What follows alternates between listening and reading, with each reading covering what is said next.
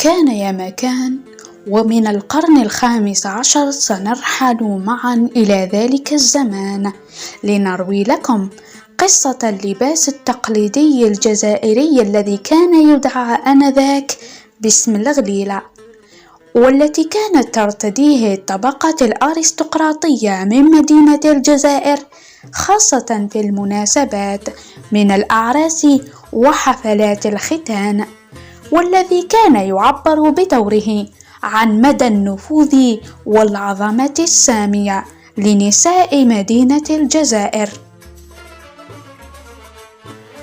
أين أصبح في زمننا هذا يطلق عليه اسم الكراكو، وهو مكون من قطعتين، الأولى عبارة عن سترة مخملية من القاطفة المطروزة بخيوط ذهبية تدعى بالفتلة أو المجبود، والتي تطرز بفن عميق ذو عبارات امتيازية على الصدر والرقبة واليدين.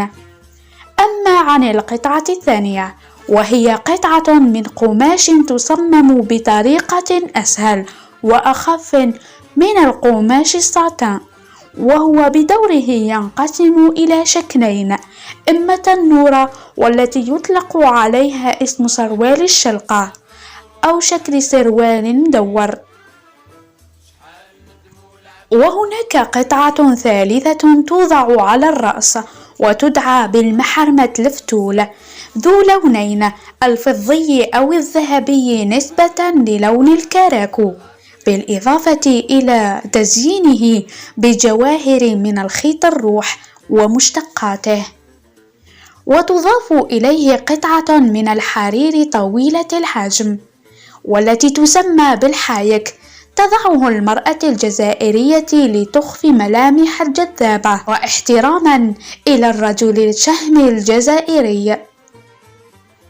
أخذ المصمم يبدع في تطريز اللباس الكراكو، إلا أنه يبقى ذو أصول جزائرية عاصمية محضة.